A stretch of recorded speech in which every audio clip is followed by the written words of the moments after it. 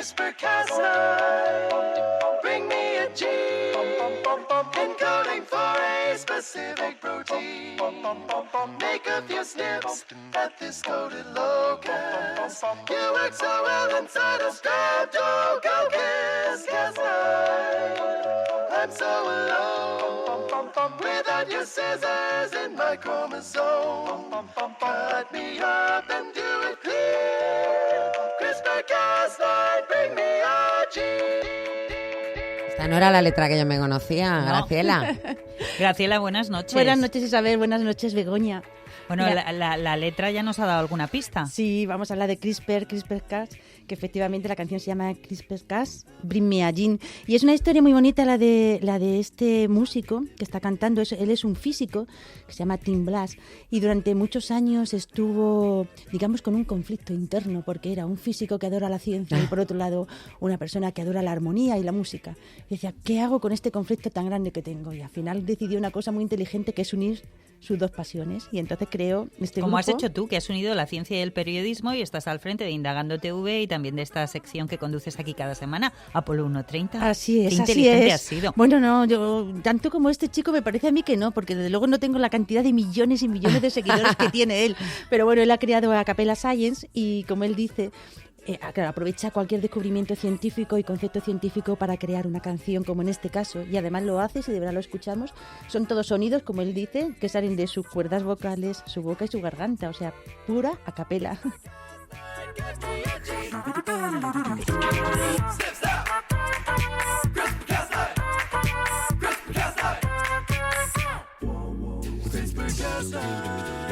Bring me a gene by commandeering my repair routine. A strand to match your severed location for some homologous recombination. Cas9. Pero Graciela, detrás de este descubrimiento musical que hoy nos traes, yo intuyo que también hay un descubrimiento científico. Pues posiblemente yo creo que uno de los descubrimientos científicos más importantes que ha habido en los últimos años, pero comparado con los antibióticos y con el descubrimiento de las vacunas, y que tenía un nombre que hace unos años nos costaba mucho pronunciar, que es CRISPR, pero si ahora escribes la palabra CRISPR en un buscador, te sorprendería la cantidad de resultados que salen. Salen más resultados. Y encima un invento español, cuidado. Exactamente. Perdona, que yo en estas cosas es que... Es que es verdad. A mí es me que hace más dices, ilusión eso que cuando gana España, la selección española al fútbol. Yo me siento más orgullosa de nuestros científicos. Claro que sí, y además es un descubrimiento, bueno, si somos honestos, a quien tenemos que dar las gracias por este descubrimiento es a las bacterias, que les hemos robado una de las actividades y de las propiedades que tienen y que posiblemente llevan utilizando cientos de miles de años, vete tú a saber. O sea, que yo digo que el descubrimiento de CRISPR sobre todo es un descubrimiento de espionaje y de robo de patente biológica no registrada. Pero CRISPR es sin E, es CRISPR. Efectivamente. ¿Y qué podemos decir que es? ¿Una técnica? Es una técnica que utilizan las bacterias para defenderse de la infección de los virus. El caso es que, como decía Begoña, un científico español, Francisco Mójica, estaba estudiando unos microorganismos que estaban presentes en las marismas por Alicante, por la zona de Santa Pola. Hay unas marismas que además tienen como un color como rojizo y que es precisamente cuando se acumula, cuando hay una alta densidad de estos microorganismos. Y entonces, estudiándolos, se dio cuenta que en el genoma, vamos a recordar así, a refrescar un poco conceptos muy básicos sobre en este caso voy a explicar de forma muy básica lo que es el genoma nuestro, que está escrito por la combinación de 4 letras. Tenemos 3.000 millones de letras que componen nuestro genoma. Y Francisco Mójica, analizando y viendo el genoma de las bacterias, se da cuenta que había como repeticiones de 4 letras, de esas 4 letras que llamaban la atención porque eran siempre las mismas y aparecían de forma repetida. Por poner un ejemplo muy sencillo, como si de repente estamos viendo en un texto que aparece la palabra atención. Y atención, y dice, bueno, ¿y por qué se repite tantas veces esto, no? Esto tiene algo. Esto Algo aquí- tiene el agua cuando la bendicen. Exactamente, así es. Y entonces descubrió que había genoma de virus insertado dentro del genoma de las bacterias. ¿Y qué hacía un genoma de virus dentro de una bacteria? Bueno, pues los virus infectan a las bacterias igual que nos infectan a nosotros cuando tenemos pues una enfermedad vírica, ¿no? una gripe o cualquiera de otras, ¿no? Entonces lo que hace la bacteria es coger el genoma de los virus y meterlo en el suyo, digamos que para que se le quede la memoria de su enemigo, ¿no? De vienes tú a mí. Es como que se vacunan. Exactamente, entonces cuando vuelve el virus a infectarla, coge la bacteria y este es CRISPR, coge el genoma del virus, lo corta y lo destruye. O sea, lo localiza, lo corta y lo destruye. Y esto es lo que se ha desarrollado. Las bacterias. Es que las bacterias son Mucho más que yo. ¡Qué barbaridad! Las bacterias son tremendas. Pero bueno, el caso es que, bueno, él descubre esto, eso fue en el año 2005, y la técnica se empieza a extender, bueno, ahora mismo se está utilizando mundialmente porque además es fácil, es económica. ¿Y sabes qué es lo que se puede hacer con esta técnica? Pues todo lo que dé la imaginación, porque si podemos corregir dentro de nuestro texto, que es nuestro genoma, una letra, sustituir un G por otro, modificar un mal funcionamiento, sustituir una mala combinación de letras, una secuencia que no funciona. Vamos a pensar, por ejemplo, que solo en causas genéticas hay miles y miles y miles de enfermedades que están relacionadas, bien por el mal funcionamiento de un gen, y de se varios. Va a poder cortar eso, como esa cadena, como si fuera... Ese es el futuro, estamos hablando de terapia génica, bueno. que es impresionante, claro que sí. Y, por ejemplo, también con plantas. El genoma es la base con la que se constituye todo organismo vivo, ¿no? Entonces también plantas que puedan ser resistentes, por ejemplo, a plagas, pero también, por ejemplo, si pensamos en bueno, eso ya se hacía con los transgénicos, ¿no? Exactamente, pero esta técnica permite que sea mucho más fácil, mucho más cómodo, mucho más rápido. Y otra cosa de la que vamos a hablar esta noche, que es muy interesante, que es la posibilidad que tenemos de desarrollar modelos animales, es decir, un animal que pueda reproducir fielmente tal cual es una enfermedad. Y tú puedes tener ese modelo animal por ejemplo, si estás estudiando una enfermedad que tiene un defecto genético, puedas reproducir ese defecto genético tan exactamente que, fijaros, ¿sabe cómo se llama ese animal? Es tu avatar. Porque es el avatar. Se llama así tal cual, claro. Porque reproduce exactamente lo que es la enfermedad. Por lo tanto, para probar un medicamento, nuevas terapias, etcétera. Y esto... pero a mí ya me está surgiendo... Ya te surge, que a Isabel siempre le surge la duda de sí, pero si lo vemos claro, mal... quiero decir, si siempre que hay un descubrimiento científico surge el tema de la ética y de los límites, ya simplemente un movimiento animalista puede a lo mejor posicionarse en contra de que te hagan ese avatar. No, pero es virtual. No, el avatar es real, es decir, avatar es un animal. Sí, pero en un animal real. Lo que pasa es que muchos animales de los que estamos ahora, con los que ya estamos trabajando, con los que se trabaja en los laboratorios científicos, tú intentas siempre reproducir la enfermedad sobre la que quieres investigar. Por ejemplo, un cáncer. Pues normalmente utilizas células cancerígenas de una línea de células, por ejemplo, de una persona de un paciente que tiene una enfermedad, y se las inyectas al animal. Sí, ya se hace, pero ya sabemos que también hay gente que está en contra de esto, que también aquí hay muchas tendencias y siempre, claro, la parte ética y ya también... La parte ética suele ser la más peliaguda cuando se pone en marcha pues una investigación. Yo creo que en el caso de los animales es un tema que ya está muy regulado, y sobre todo aquí en España, que tenemos una página web, contigo lo abordamos, es transparente, se puede ver cómo se cuidan los animales. Pero desde luego tienes razón, y también vamos a hablar de esto, que la parte ética es un tema muy sensible dentro de CRISPR, porque estamos hablando de la modificación de un genoma. Claro, que luego esto aplicado al hombre, hemos empezado por los animales, pero luego llevado al terreno humano también habrá gente que bueno, pues se manifiesta en contra.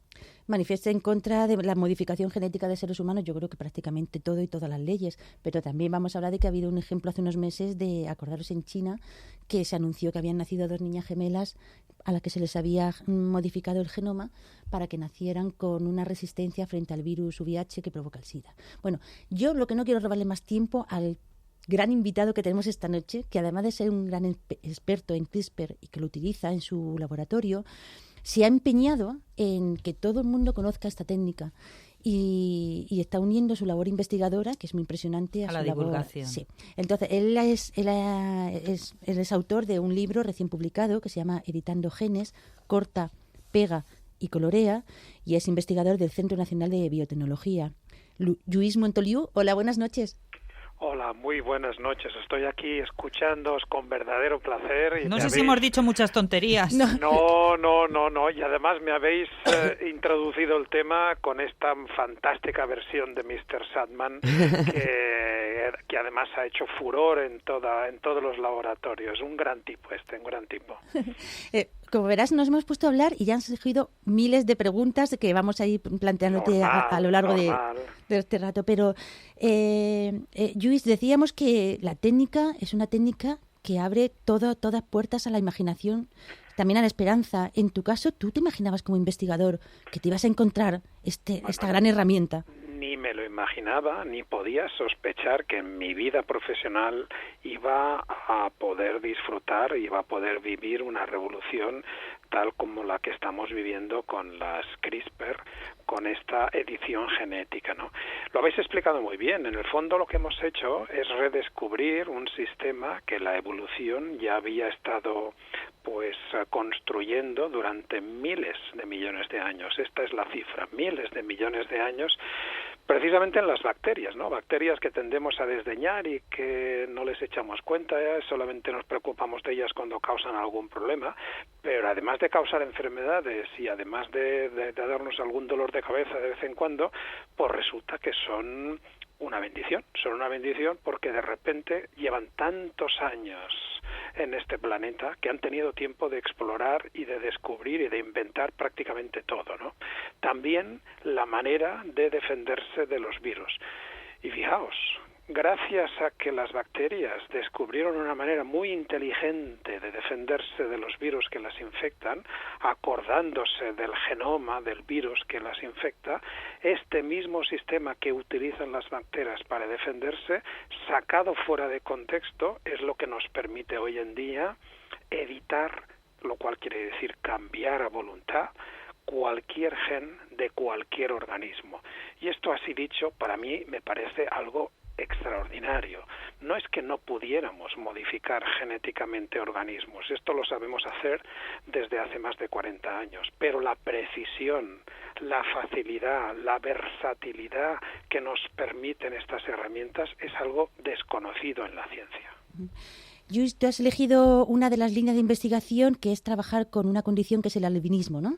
¿Por qué has elegido albinismo? Nosotros trabajamos en lo que se llaman enfermedades raras, que recordemos son aquellas que afectan a menos de cada una de 2.000 personas, pero que globalmente afectan a muchísimas personas. Conocemos miles de ellas, tantas como casi 7.000, y cuando contabilizamos todos aquellos pacientes de todas las enfermedades raras conocidas, nos salen en España nada menos que 3 millones de personas, lo cual ya no tiene nada de raro.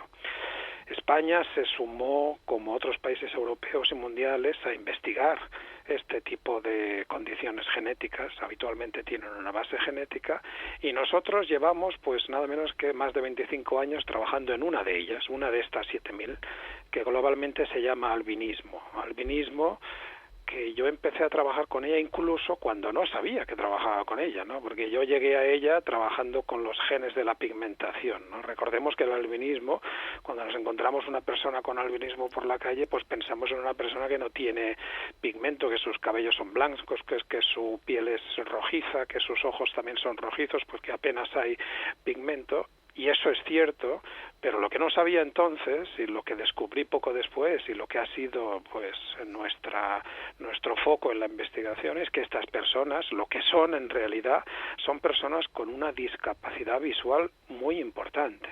Y esa discapacidad visual, porque tienen sus ojos y su sistema visual alterado en diferentes etapas, es lo que hemos estado investigando. ¿Cómo lo hemos hecho nosotros? Pues lo hemos hecho utilizando pues un animal parecido a nosotros, ¿no? Un ratón que es un mamífero, aparentemente es muy distinto a nosotros, pero cuando se desarrolla un embrión de ratón y cuando se desarrolla un embrión humano, somos extraordinariamente parecidos porque tenemos prácticamente los mismos genes. De hecho, nosotros podemos reproducir en el ratón todos los diferentes tipos de albinismo que afectan pues a las personas, que son nada menos que 20 tipos. No hay un solo tipo de albinismo, hay 20 y cada uno de ellos está asociado a mutaciones en alguno de estos 20 genes de los 20.000 genes a los cuales te referías, ¿no? Lo que hemos venido haciendo a lo largo de los años pues era intentar hacer lo que llamábamos ratones transgénicos, en los cuales pues introducíamos pues una construcción en un embrión y más o menos intentábamos pues reproducir esa enfermedad. Era algo bastante brusco, era algo bastante poco específico, pero era la tecnología que teníamos y como no conocíamos otra pues nos parecía estupendo. Pero fijaos que hace 6 años, en el 2013, aparecen estas nuevas tecnologías que llevaban más de 25 años siendo investigadas por microbiólogos como Francis Mojica aquí en España, que fue quien las descubrió, y hace 6 años se ponen a disposición de los investigadores para modificar el genoma de cualquier organismo, también el ratón. Y nosotros empezamos a utilizarlas y, caramba, cualquier experimento que planteábamos nos salía la primera. Y esto es muy raro. En ciencia, la mayor parte de los experimentos pues no suelen funcionar. Y lo que tenemos que hacer es pues reintentarlos una y otra vez, de una y otra manera. Mientras que con las CRISPR, fijaros, nos llegan tan pulidas, nos llegan tan perfeccionadas, porque han estado tanto tiempo siendo evolucionadas en las bacterias, que cuando las extraemos de ellas, por eso es un verdadero regalo, yo las presento a veces como un regalo de las bacterias, cuando las sacamos de las bacterias y les decimos, ahora quiero que cortes este gen y ahora que quiero que promuevas la edición de este gen, pues podemos aplicarlo en cualquier organismo, también en los ratones. Cuando las hemos empezado a aplicar, lo que podemos hacer, y lo estaba explicando muy bien Graciela, es hacer lo que hemos venido a llamar nosotros los ratones avatar. Avatar como la película de ciencia ficción en la cual aparecían estos seres azules que estaban conectados de alguna manera con cada una de las personas, y yo utilizo esta metáfora para decir, bueno, yo diagnostico genéticamente una persona con albinismo, sé cuál es el gen que tiene afectado, sé cuál es la mutación, cuál es la posición en ese gen que tiene una pequeña variación, que es suficiente para producirle el albinismo, y esa misma mutación en ese mismo gen, ahora del genoma del ratón, soy capaz de reproducirlo gracias a las técnicas de edición genética con las herramientas CRISPR. El ratón que me nace es un ratón con albinismo que va a desarrollar el mismo albinismo que el paciente del cual deriva. Ese ratón pasa a ser el avatar de esa persona. ¿Para qué nos sirve ese avatar? Nos sirve para validar, sobre todo para validar estrategias terapéuticas, ¿no? Hay medicamentos, hay procedimientos terapéuticos que podemos pensar, que podemos desarrollar para intentar aliviar, o en el mejor de los casos, curar estas diferentes enfermedades raras. Pero claro, nada está exento de riesgo y hay que evaluar su seguridad antes incluso que su eficacia. Ahora tenemos una herramienta estupenda, ahora tenemos unos modelos animales en los cuales nosotros podemos investigar la oportunidad y la adecuación de estos tratamientos antes de poder trasladárselos a los pacientes. Porque, por ejemplo, una de las aplicaciones prácticas de este descubrimiento, una vez que tenemos modelos animales mucho más similares y que reproducen la enfermedad mucho más fielmente, se podrá cortar o fracasar menos, por ejemplo, cuando se intenta desarrollar un medicamento, que siempre se dice que el salto de animales a personas suele ser un salto muy arriesgado y que no siempre, que una cosa que funciona en animales no siempre funciona en personas. La reproducibilidad de los experimentos en los modelos preclínicos, que es así como se llaman cuando trabajamos con animales en comparación con los modelos clínicos, lo que son los ensayos clínicos, es uno de los campos de batalla de la biomedicina actual.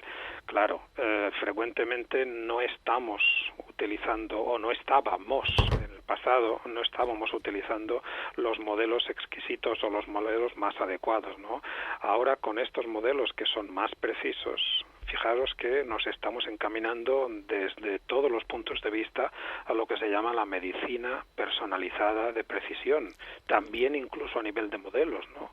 Yo me he pasado muchos años utilizando modelos genéricos que pues yo los hacía valer para cualquier tipo de albinismo, pero que yo sabía de sus limitaciones. Ahora hemos pasado de ese modelo genérico, de la misma manera que en medicina hemos pasado de tratamientos genéricos a tratamientos personalizados.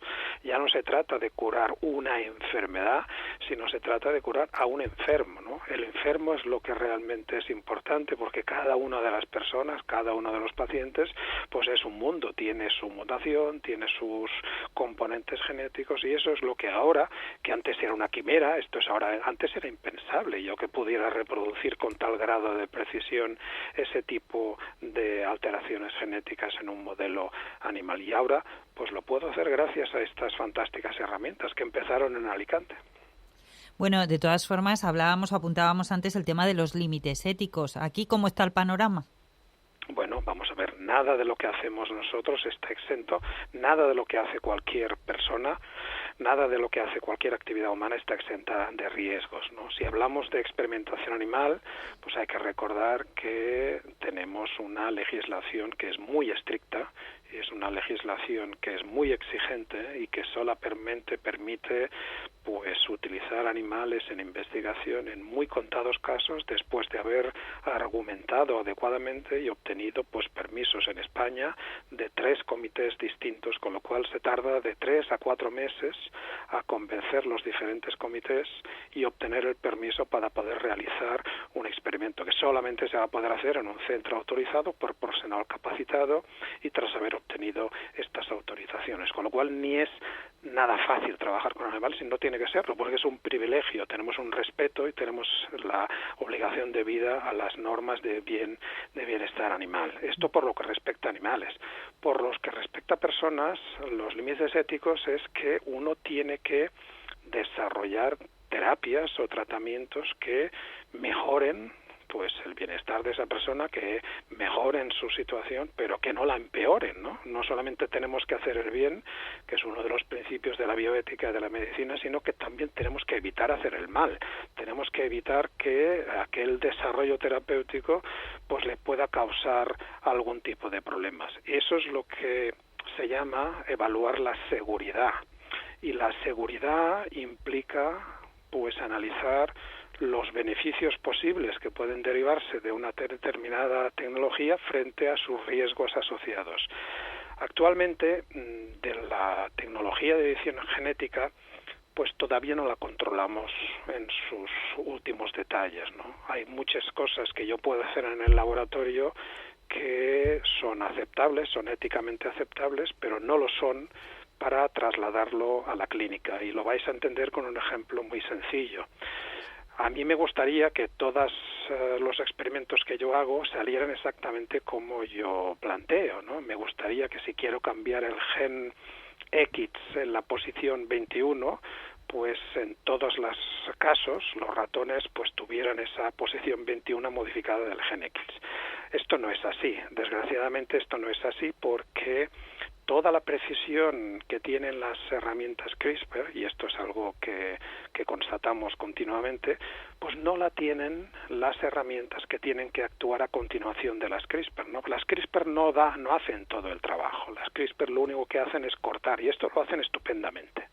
Pero después de cortar un gen, lo que finalmente provoca el cambio, lo que provoca esa alteración, el cambio de una A por una T o una G por una C, son lo que llamamos las herramientas de reparación del ADN, y estas las tenemos en todas nuestras células. Y estas herramientas no tienen ni la precisión ni sobre todo la memoria que tienen las CRISPR, porque cada vez que se encuentran una molécula de ADN que tienen que restaurar, por eso aquello de recorta, pega y colorea, cada vez que tienen que pegar un corte, lo hacen de una forma abiertamente distinta, ¿no? Claro, y de las muchas veces que lo intentan, entre ellas, pues aparece alguna adecuada. Yo, por ejemplo, hago un experimento en ratones, me nacen 20 ratoncitos, uno de ellos es el que tiene el cambio correcto que yo quería. Yo los pongo todos en fila, los 20 ratones, selecciono el que me interesa y descarto los otros 19. Esto lo puedo hacer en el laboratorio, pero ahora decidme, por favor, cómo lo hago yo esto con pacientes en un hospital. No es éticamente aceptable. Yo no puedo trasladar ese 5% de eficiencia, que para mí es gloria bendita en el laboratorio, porque yo no sabía hacerlo, no puedo trasladar ese 5% a un hospital. Apasionante este tema, Graciela, pero llegamos al final Tienes que del hacer programa. segunda parte, No, porque segunda yo me he quedado con un y montón de tercera dudas, parte, pero sí. nos hemos quedado sin tiempo, Lluís. Sí, Lluís, Muy bien, nos muy falta bien. hablar de muchas más enfermedades, de muchas más investigaciones, Muchísimo. pero bueno, Hacemos empezamos segunda leyendo parte, su si Lluís libro. puede. Sí.